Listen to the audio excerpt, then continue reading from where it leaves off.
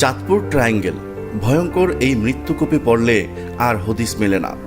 ছোটবেলা থেকে শুনেছিলাম বারমুডা ট্রায়াঙ্গেলের কথা। যাওয়া হয়নি কখনো আটলান্টিক মহাসাগরে, কিন্তু দেখলাম চাঁদপুর ট্রায়াঙ্গেল। চারপাশ থেকে প্রবাহিত তীব্র স্রোত, মাঝে ভয়ঙ্কর ঘূর্ণিপাক। ভয়ঙ্কর ওই ঘূর্ণিপাকে কিছু পড়লে তার আর হদিস মিলে না। এমনকি বড় বড় যাত্রীবাহী লঞ্চও তলিয়ে গেছে এখানে, যেগুলো সন্ধান কোনোদিনই আর পাওয়া যায়নি। বলছি চাঁদপুরের ত্রিনদীর সঙ্গমস্থলের কথা, যা স্থানীয়ভাবে কোরাইলার মুখ নামে পরিচিত। পদ্মা, মেঘনা ও ডাকাতিয়া তিন নদী এসে মিলেছে এখানে।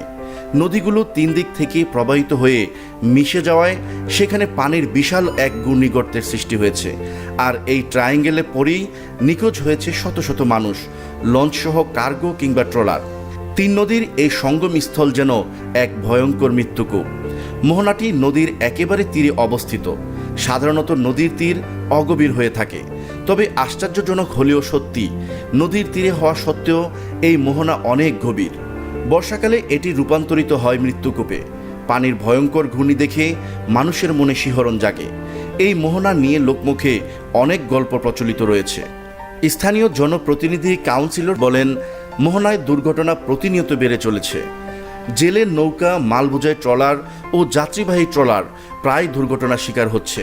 আমরা এসব দুর্ঘটনা এড়াতে সর্বদা কাজ করছি। তিনি বলেন, যতদিন ডুবচর ও বিপরীত পাশের চরগুলো খনন করা না হবে, ততদিন এখানে স্রোত কমবে না। স্রোতের কারণে শহর রক্ষা বাদও ঝুঁকির মধ্যে রয়েছে। স্রোতের গতিপথ পরিবর্তন হলে এখানে দুর্ঘটনা কমে আসবে। এদিকে বিপরীত পাশের চর জেগে উঠায় পদ্মা নদীতে ইলিশও ঢুকতে পারছে না। এজন্য ইলিশ আহরণও হুমকিতে রয়েছে। মোহনাটিতে সবসময় প্রবল ঘূর্ণিস্রোত বয়ে যেতে থাকে, যার কারণে নৌযানগুলো দুর্ঘটনার শিকার হয়। এখানে কোনো দুর্ঘটনা ঘটলে আমরা সঙ্গে সঙ্গেই উদ্ধার অভিযান পরিচালনা করি। এছাড়া ঝুঁকি কমাতে এই স্থানে সতর্কতা জারি করা হয়।